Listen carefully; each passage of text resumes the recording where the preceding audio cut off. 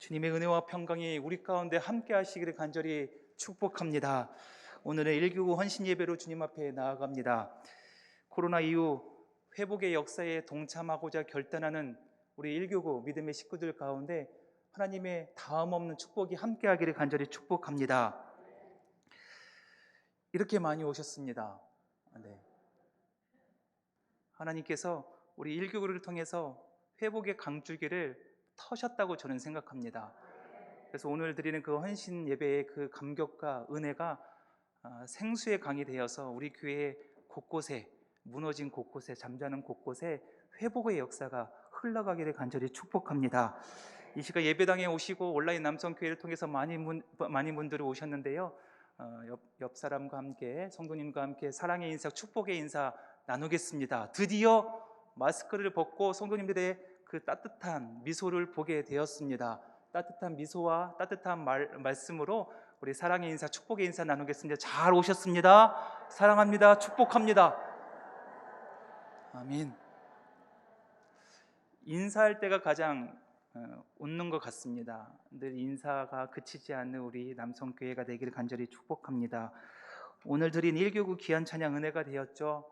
반석 위에 세운 교회, 우리 남성교회가 되기를 간절히 축복합니다.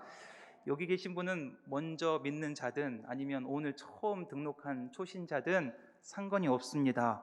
왜냐하면 신앙의 배경과 시작은 모두 다르지만 우리는 온전하신 주님만 바라보며 나아가기를 간절히 소망합니다. 뒤에서 밀어주시고 앞에서 끌어당겨 주시고, 그래서 온전히 손 굳게 잡고 온전히 믿음의 길, 그 십자가의 길 걸어가는 저와 여러분들에게 간절히 소망합니다.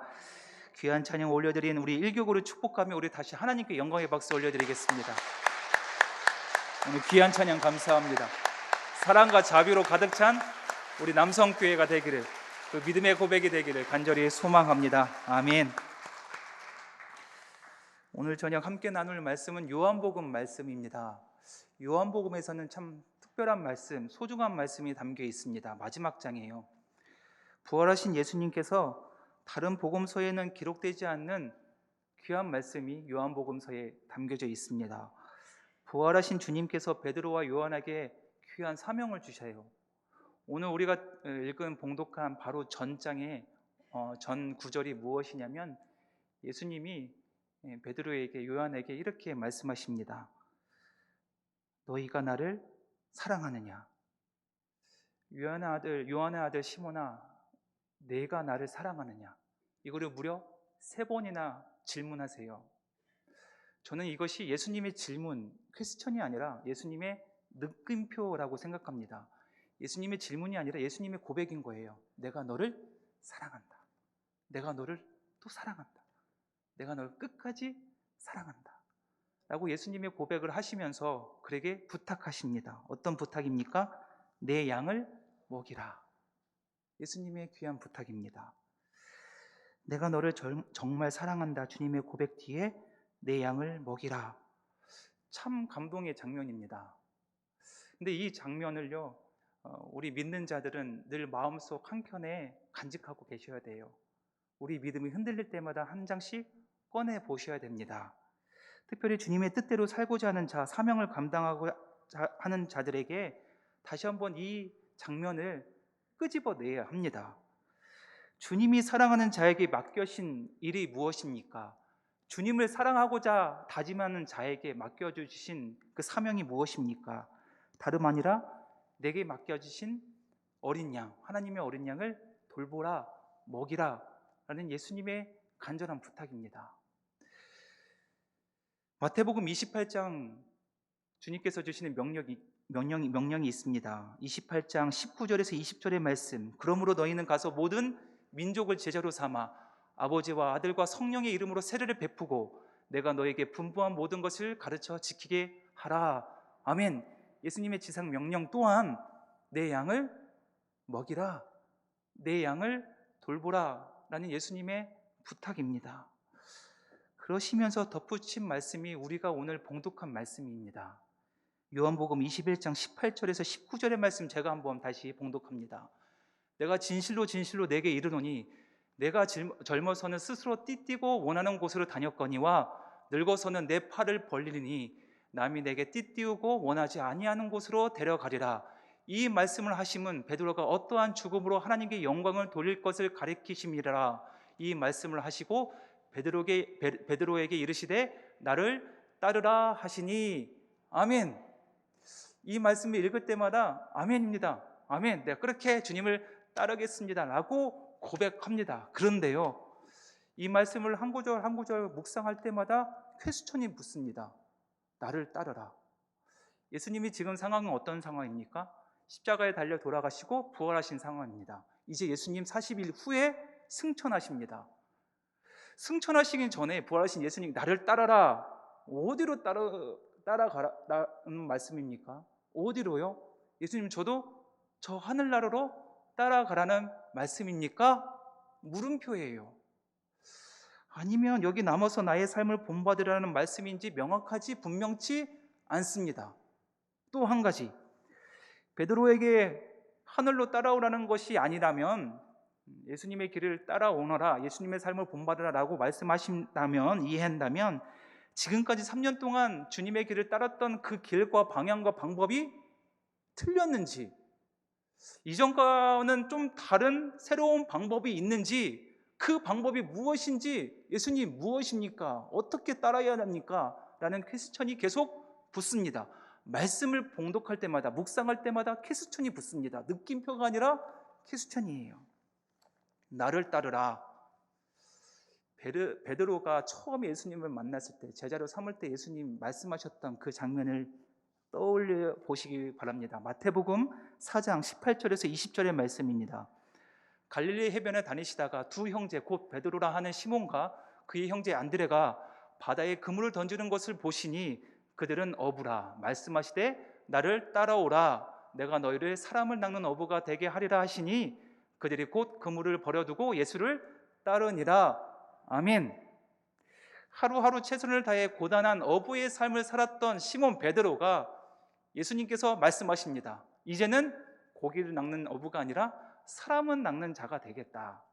나를 따라라. 베드로가 아멘 주님 따르겠습니다. 그리고 따라갑니다. 그물을 버려두고 예수님 따라갑니다. 최선을 다해 따라갑니다. 3년 동안 주님만 바라보며 최선을 다해서 따라갑니다. 누구보다 열심히였어요. 베드로요. 제자 중에 제자였습니다. 수제자였습니다. 열심을 3년 동안 죽으나 사나 따라다녔는데 오늘 주님 말씀하십니다. 부활하신 주님께서 승천하시기 전에 또 나를 따르라. 그럼 그동안 3년 동안 따랐던 것은 무엇입니까? 오늘 말씀을 이해하기 위해서는 또 우리가 보아야 할 구절이 있습니다. 요한복음 13장에 나오는 말씀이 있는데요, 13장 36절에서 38절의 말씀 제가 봉독합니다. 시몬 베드로가 이르되 주여 어디로 가시나이까?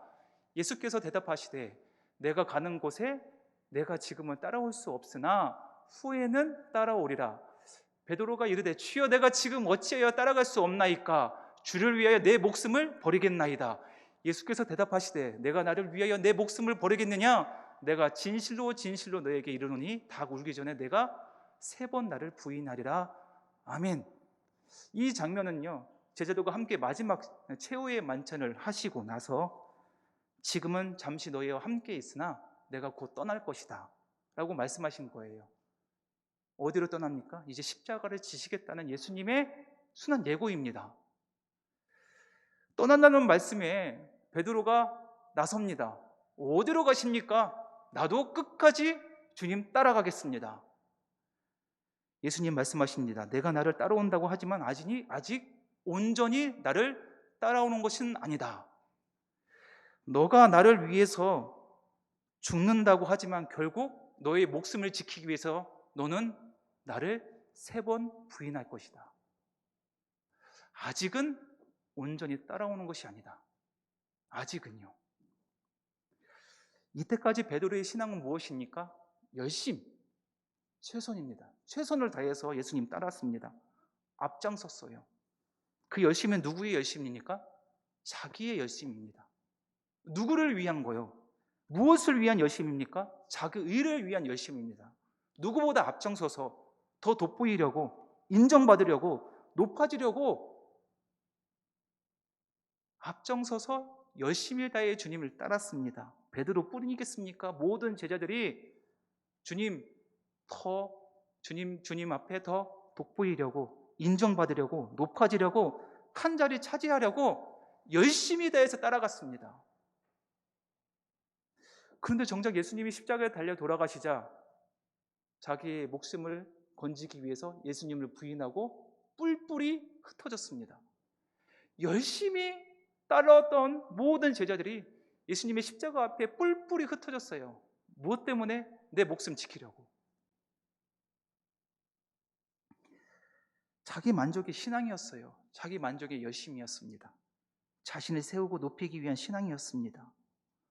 이런 신앙을 부활하신 예수님께서 18절 말씀에 이렇게 말씀하십니다. 스스로 띠뛰고 원하는 곳으로 다닌 신앙이다. 스스로 띠뛰다라는 것을 스스로 옷을 입다라는 표현입니다. 스스로 옷 입습니까? 우리 모두 다 스스로 옷 입죠. 그리스도인들은 스스로 옷을 입으면 안 됩니다. 우리는 어떤 옷을 입어야 됩니까? 그리스도의 옷을 입어야 돼요. 아무 옷을 입으면 안 됩니다. 성령의 옷을 입어야 됩니다. 아멘입니까? 그리스도의 옷을 누가 입혀주셨습니까? 내가 입었습니까? 성령의 은혜 누가 주셨습니까? 내가 스스로 입었습니까? 아니요. 하나님께서 주신 선물입니다. 입혀주신 거예요. 내가 입지 않았습니다. 그런데 이전까지의 신앙은 너가 스스로 띠띠우고 옷을 입었다. 너의 만족을 위해서 너가 주인 되어 살았다. 스스로 옷 입고 스스로 그 옷을 자기가 선택하고 자기 인생의 주인이 되어서 그렇게 살았다라는 부활하신 예수님의 말씀이에요. 나 예수님 열심히 따른다고 했는데 그것이 스스로 띠띠우고 스스로 옷 입고 자기 중심적으로 살았다는 거예요. 내가 주인 되며 살았다는 거예요. 열심으로 자기 일을 높이기 위해서 자기 만족을 위해서 살았다는 거예요. 이 말씀을 들은 베드로 얼마나 억장이 무너졌겠습니까? 억울하죠. 3년 동안 죽으나 사나 주님만 따라다녔는데 이 말씀을 받고 나서 얼마나 마음이 무너졌습니까? 십자가에 달리신 예수님 제외하고는요, 최선을 다해서 예수님 곁에서 가장 가까이에서 주님을 따랐습니다. 마음대로 살지 아니하고 주님 하라는 명령대로 순종하며 살았습니다. 최선을 다해서 살았습니다. 그런데도 불구하고 예수님께서 지금까지는 너는 스스로 띠띠우고 너 만족하면서 그렇게 살았다. 근데 이 말씀에 베드로는 항변하지 못합니다. 왜? 베드로의 그의 삶을 돌아보면 알 수가 있습니다. 첫 번째, 물 위로 걸어 주님께 가고자 했던 그 열심이 무너졌어요. 어떤 것 때문에? 거센 파도 때문에. 그 환경을 바라보다가 베드로는 빠지는 인생이 되었어요. 또 주는 그리스도이시여 살아계신 하나님의 아들입니다. 고백이죠. 믿음의 고백. 정말 믿음의 고백입니다. 이 고백을 하고 나서 예수님 뭐랍니까? 예수님의 길을 막아서는 베드로 못 갑니다. 예수님 십자가 못 집니다 라고 했을 때 예수님께서 베드로에게 사탄아 물러가라. 너는 하나님의 일을 생각하지 아니하고 왜 사람 일만 생각하느냐? 책망맞는 베드로가 됩니다. 주님을 붙잡으려는 말고의 길을 베려다가 칼로 흥한 자는 칼로 망한다. 폭력을 행사하던 베드로에게 예수님 책망합니다. 그렇게 하면 안 됩니다. 태도를 꾸짖습니다. 그리고 절대로 주님 배반하지 않겠습니다. 죽는 날까지 끝까지 달려가겠습니다 라고 했던 베드로의 고백이 닭 울기 전에 3번 부인합니다. 최선을 다해 살았던 주님을 명령에 순종했던 베드로의 삶을 뒤돌아보니 이런 허점이 있었어요. 이거는 스스로 띠띠우고 자기의 중심적으로 주님을 따랐던 자기 만족의 신앙이었습니다. 이것을 주님께서 지적하십니다. 이런 모습이 다시 한번 18절 전반부에 말씀하십니다. 내가 진실로 내게 이르노니 내가 젊어서는 이전에는 스스로 띠뛰고 원하는 곳으로 다녔거니와 이거예요. 젊어서는 아직 때가 안 되었어요. 젊어서는 결국 나를 드러내기 위해서 내가 주인 되어 주님을 열심히 따라다녔다는 거예요. 가고 싶은 곳만 다녔다는 거예요. 내가 원하는 곳만 갔다는 거예요. 내가 듣고 싶은 것만 들었다는 거예요. 부활하신 주님께서 이 모습은 진정한 제자의 모습이 아니다 그러시면서 이제는 다른 모습으로 변화되어야 된다. 18절 후반부의 말씀입니다. 늙어서는 내 팔을 벌리니 남이 내게 띠띠우고 원하지 아니하는 곳으로 데려가리라. 아멘. 이제는 이렇게 살아야 된다는 거예요. 이제는 이렇게 살아야 된다는 거예요. 언제? 늙어 세월이 흘러서 하나님의 때가 될 때 그런 변화의 역사가 일어난다라는 말씀입니다. 어떤 모습이? 그때는 팔을 벌린다. 스스로 옷 입는 자기 중심적인 생각이 아니라 이제는 팔을 벌리고 남이 와서 너희 허리를 묶어 내가 원치 않은 곳으로 끌고 갈 것이다. 이런 이끌림의 제자의 모습으로 살아야 된다. 변화되어야 된다라는 예수님의 말씀입니다. 남이 나에게 옷을 입혀주시는 거예요. 남이 인도하는 대로 내가 끌려간다는 거예요. 간다는 거예요. 여기서 남이 누구입니까? 남이요. 물론 철없을 때 젊은 시절에는요, 자기 중심적인 사고와 생각을 합니다. 근데 우리가 세월을 흘리면서 믿음 생활이 지나면서 우리는 자기보다 타인을 더 존중하고 위하는 신앙생활을 하게 됩니다. 왜냐하면 우리가 주님을 더 가까이 가면 갈수록, 주님을 바라볼수록 내 안에 어떤 열매가 맺혀집니까? 성령의 열매를 맺기 때문입니다. 성령의 9가지 열매, 사랑, 희락, 화평, 오래 참음, 자비, 양선, 충성, 절제, 온유, 하나하나의 성령의 9가지 열매를 보면요, 가시적인 겁니까? 아니에요. 내면의 변화, 인격의 변화, 성품의 변화. 나도 모르게 주님을 더 가까이 온전하신 주님을 바라볼수록 성령의 역사가, 성령의 열매를 맺게 되는데, 나도 모르게 내 표정과 언어와 눈빛이 달라져요. 내 내면이 달라집니다. 나의 중심적인 사고가 타인을 위한 용서하고 품어주고 사랑하는 삶으로 변화됩니다. 주님을 더 가까이 가면 갈수록, 세월이 흐르면 흐를수록, 내가 늙어지면 늙어질수록 이런 삶이 된다는 거예요. 이런 변화는 오직 누가 가능케 하십니까? 성령께서 가능케 하십니다. 성령의 변화만이 우리가 이렇게 전인격적으로 변할 수 있는 거예요. 그냥 착한 사람이 된다는 것이 아니라, 윤리적으로 도덕적인 사람이 되는 것이 아니라 완전 전인격적으로 내 삶을 변화시키다. 누가요? 성령께서. 그 남이 누구입니까? 성령님. 주님께서 약속하신 성령님이 오실 그때에 너의 삶이 완전히 변화된다. 이제 성령님이 오시면 성령으로 새 옷을 입혀주십니다. 성령께서 나에게 새 옷을 입혀주십니다. 성령님이 인도하시는 곳으로 가게 하십니다. 젊었을 때는요, 성령 받기 전에는요, 성령 충만하기 전에는요, 내가 하고 싶은 대로만 갔습니다. 내가 입고 싶은 옷만 입었습니다. 그런데 성령의 은혜를 체험하면 어떻습니까? 성령께서 나에게 옷을 입혀주십니다. 성령께서 가라고 그곳으로 순종하며 나아갑니다. 그 길이 험하고 낙심하고 불편하고 어려운 길이라도 성령께서 말씀하시며 순종하며 나아갑니다. 어느 때요? 성령이 내 마음에 들어오실 때, 임할 때, 그때 나의 삶이 완전히 변화됩니다. 그 삶이 참된 제자의 삶, 부활하신 주님께서 우리 모두에게 말씀하고 계십니다. 똑같은 주님의 말씀을 듣는데 성령 받기 전의 모습과 성령 받고 후의 모습은 완전히 다릅니다. 제자의 모습에 통해서도 알 수 있습니다. 아무리 순한 예고를 말씀하시는데도 성령 받기 전에 제자의 모습은 어떻습니까? 듣고 싶은 말만 듣습니다. 알아듣지 못해요. 보고 싶은 것만 봅니다. 왜? 성령의 은혜를 못 받았기 때문에. 심지어 부활하신 예수님이 내 앞에 있는데도 알아채지 못합니다. 왜? 내 마음에 성령의 충만한 은혜가 없기 때문에. 왜 그렇습니까? 성령의 은혜를 체험하지 못했기 때문에. 이제는 달라져야 합니다. 성령이 오시면 달라집니다. 나를 변화시킵니다. 내 전 인격적으로 나를 변화시킵니다. 주님의 말씀하시는 바를 깨닫게 됩니다. 그것을 기억하게 합니다. 그리고 말씀에 붙잡혀 살아가게 됩니다. 성령이 내 마음에 임재하시면, 성령의 인도하심 가운데 살아가는 것이 정말로 주님을 따르는 순종의 기름을 다시 한번 고백하기를 간절히 소망합니다. 주님은 제자들에게 하나님의 어린 양들을 맡기면서 이렇게 부탁하셨어요. 부활의 증인이 되어라. 그러면서 너희가 승리할 수밖에 없는 두 가지 조건을 우리에게 말씀하십니다. 첫 번째, 서로 사랑하라.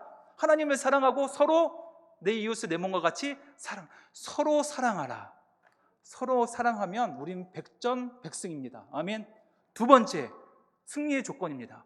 너희에게 성령이 임하시면, 이 두 가지의 조건을 우리에게 알려주셔요. 두 가지 조건만 충족하면 우리 교회는 승리할 줄을 믿습니다. 아멘. 서로 사랑하십시오. 그리고 내 안에 성령이 임재하기를 간절히 기도하십시오. 소망하십시오. 그러면 우리는 어떤 길을 가도 승리할 수가 있습니다.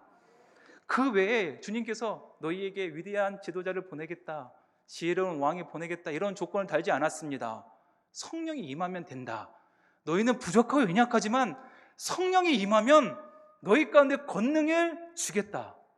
하늘의 지혜를 임하겠다. 성령의 충만한 은혜를 내리겠다. 너를 통해서 내가 일하겠다. 주님의 말씀입니다.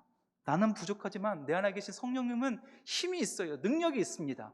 성령님은 가는 곳곳마다 길을 열어주시고 승리케 해주실 것입니다. 그러니 성령을 받으라. 그렇습니다. 제자들은 이 모든 것을 언제 깨닫습니까? 성령이 받으면 깨닫게 됩니다. 깨닫게 돼요. 영의 눈이 열리고 그동안 주님의 말씀하신 바를 그때서야 비로소 깨닫게 됩니다. 깨닫고 기억하고 기록하게 됩니다. 언제요? 성령이 받을 그때, 임재할 그때. 예수님 살아계실 때 좀 철 들어서 그때 깨달았으면 참 좋았을 터인데 깨닫지 못해요. 예수님도 기다리십니다. 언제요? 우리가 성령 받을 때까지. 왜냐하면 그때면 모든 것을 깨닫고 달려지기 때문에. 사도행전 1장 4절의 말씀, 예수님이 승천하시기 전에 마지막 우리에게 부탁하신 말씀입니다. 사도와 함께 모이사 그들에게 분부하여 이르시되 예루살렘에 떠나지 말고 내게서 들은 바 아버지께서 약속하신 것을 기다리라. 아멘. 예수님 마지막 부탁이에요. 기다려라. 성령을 기다려라.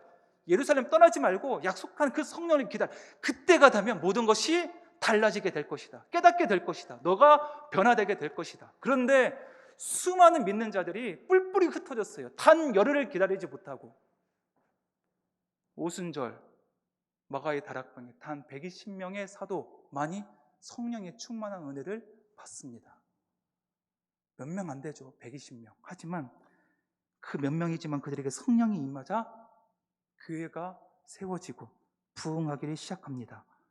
가난한 자들을 구제하고 사랑의 공동체를 세워져 갑니다. 숨어있던 자, 잠자고 있는 자들이 깨어 일어나 주님의 성전에 나와 성찬을 하며 말씀을 듣습니다. 이전에 예수님께서 말씀하셨던 그것을 기억하고 기록하고 많은 사람들에게 전파합니다. 세상 끝날까지 부활의 증인이 되라 말씀하시는 그 명령에 순종하여 땅끝까지 이르러 주님의 복음을 전파하는 곳곳마다 교회가 세워지고 믿는 자들이 일어납니다. 성령의 역사 놀랍죠. 아멘. 나는 부족하고 연약하지만 몇 명밖에 되지 않지만 놀랐습니다. 내 안에 계신 성령의 역사가 이렇게 놀랐습니다. 그러니 우리는 누구를 사모합니까? 성령을 사모하면 됩니다. 성령의 임재, 그때를 기다리면 됩니다. 그때 모든 것이 변화될 줄을 믿습니다. 성령이 임하시면 우리의 생각과 한계를 넘어섭니다. 그러니 하나님의 계획과 뜻을요, 내 생각에 내 경험에 가둬두지 마십시오. 우물 안에 가둬두지 마십시오. 성령의 역사가 이르면 하나님은 그 뜻은요, 우리가 예상치 못하게 뜻하지 못한 하나님의 역사가 펼쳐질 줄을 믿습니다. 그러니 제한하지 마시고요, 가고 싶은 곳만 가지 마시고요, 가기 싫고 불편한 곳으로 가시길 바랍니다. 성령이 말씀하시면 그곳으로 가세요. 불편하고 연약하고 불가능한 곳까지 성령께서 반드시 역사해 주실 줄을 믿습니다. 그 말씀에 순종하며 나아가기를 간절히 소망합니다. 사랑하는 성도 여러분, 우리는 입춘을 지나 새 봄을 맞이합니다. 근데 이 봄은요, 우리에게 참 특별한 봄입니다. 왜냐하면 코로나 이후 새롭게 출발하는 회복의 봄이기 때문입니다. 그렇죠? 회복의 봄입니다. 회복의 시작을 알리는 시기에 헌신을 다짐하는 저와 여러분에게 주님께서 우리에게 이렇게 질문하십니다. 두 가지예요. 아직도 너가 주인 되어서 너가 스스로 옷 입고 다니며 너가 가고 싶은 곳, 너가 바라보고 싶은 곳만 바라보고 주님을 따르느냐? 이 삶은요, 우리 좀 내려놨으면 좋겠습니다. 이 회복의 새 봄이 동토하기 전에 내려놓읍시다. 코로나로 이전의 삶으로 이렇게 내려놓으시길, 벗어버리세요. 끝장냅시다. 이제는 성령께 붙잡혀 성령께서 이끌으시는 곳으로 가기를 간절히 소망합니다. 이제는 새 역사, 새 회복의 역사, 이 시작하는 이제는 주님의 성령에 붙잡혀 주님께서 말씀하시는 곳으로 순종하며 나아가기를 간절히 소망합니다. 불편한 곳, 험한 곳, 불가능하다고 할지라도 아멘, 주님 저 가겠습니다. 말씀하옵소서. 순종하며 나아갈 때 우리 가운데 우리는 부족하지만 내 안에 계신 성령께서 큰 회복의 역사를 우리 가운데 임해 주실 줄을 믿습니다. 저희 막내 딸은요, 자기가 원하는 옷만 입어요. 치마만 입어요. 색깔도 별로 이쁘지도 않는데 있습니다. 그리고 추운 날씨에도 늘 치마만 입고 다닙니다. 왜냐하면 어린아이 믿음이기 때문입니다. 자기 옷을 입고 자기가 원하는 대로 가는 것은 어린아이의 믿음입니다. 성숙한 자의 믿음은 무슨 믿음입니까? 그리스도의 옷을 입고 성령의 옷을 입는 자입니다. 원치 않는 길이라 할지라도 말씀에 순종하며 나아가는 것이 성숙한 믿음의 우리의 본 모습이라고 저는 생각합니다. 교회에 많은 사람들이 있다고 하지만 정작 일하는 사람은 몇이 되지 않습니다. 추수할 것은 많은데 일꾼이 적다고 합니다. 많은 사람들은 깊은 곳에 가지 아니하고 늘 얕은 물가에서 한 발만 담그고 있습니다. 왜 그렇습니까? 편하니까. 자기가 하고 싶은 일만 합니다. 인정받고 싶은 일만 합니다. 쉬운 일만 합니다. 어렵고 힘들고 귀찮고 꺼려하는 일 하지 않습니다. 이것이 어린아이의 신앙이에요. 젊은 시절에 자기 스스로 옷 입고 띠띠우고 살았던 그 삶입니다. 이제는 변화되어야 합니다. 그런데 좁은 길 걸어가야 합니다. 늘 생명의 길 걸어가야. 십자가의 길은 그렇지 않습니다. 원치 않는 길을 가는 것입니다. 그 길에 순종하는 것이 믿음입니다. 그런데 혼자 갈 수 없습니다. 나의 믿음이 연약하기 때문입니다. 아멘, 순종하며 나아간다? 말처럼 쉽지 않습니다. 그래서 꼭 필요한 행동이 있습니다. 그 행동이 18절 말씀에 나와 있는데요, 내 팔을 벌리니, 오늘 말씀의 키워드입니다. 불편하시겠지만 한번 따라해 보겠습니다. 이렇게 한번 쫙. 네, 감사합니다. 이것이 우리가 행해야 할 행동입니다. 내 팔을 벌린다는 거예요.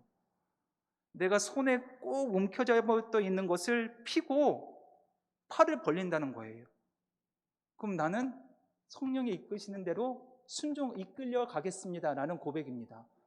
팔을 벌렸으니 내 마음의 문이 활짝 열려져 주님을 모실 준비가 되었습니다. 성령님 내 마음에 임재해 주옵소서. 내 팔이 벌린다는 뜻이에요. 그러면 내 안에 계신 성령께서 역사해 주실 줄을 믿습니다. 아멘. 그러면 반대로 어린아이의 믿음은 무엇입니까? 따라해 보겠습니다. 이렇게 나만 하는 거예요. 나만. 이런 어린아이의 믿음, 행동 올바르지 않습니다. 우리는 두 팔을 벌려 주님 앞에 다 인격적으로 다 내어드려야 합니다. 주님 나를 끌고 가옵소서. 성령님 내 마음에 임재해 주옵소서. 주님은 그러한 베드로에게 이제 정말 나를 따르겠느냐라고 말씀하십니다. 예수님을 나의 그리스도로 주로 고백하는 우리는 부활하신 주님을 만났다면 이제는 다음으로 행할 일은 성령님을 만나는 거예요. 성령님을 의지하는 것입니다. 나에게 주셨던 그 거룩한 소원, 내 경험의 한계에, 내 우물 안에 가두어 두시고 제한시키지 말고 하나님의 말씀, 주님의 말씀에 의지하여 내 그물을 던지십시오. 내 인생을 다 주님의 말씀에 던지십시오. 그러면 예상치 못한 하나님의 생명과 평화와 은혜가 물고기가 물밑처럼 그 기쁨이 솟아오릅니다. 성령께서 해 주실 줄을 믿습니다. 코로나 이후 새 역사의 시대가 시작되었습니다. 기대감도 있지만 우리 주변에 회복해야 할 곳이 너무 많기에 걱정도 많습니다.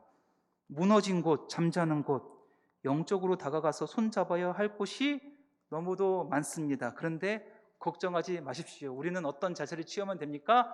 두 팔을 벌려 성령님 인도해 주옵소서. 나를 사용해 주옵소서. 그곳에 나를 보내 주옵소서. 내 안에 계신 성령님 역사해 주옵소서. 그러할 때 잠자는 곳이, 무너진 곳이 회복될 줄을 믿습니다. 그것이 회복의 역사고 부흥의 역사, 우리 가운데 시작될 줄을 믿습니다.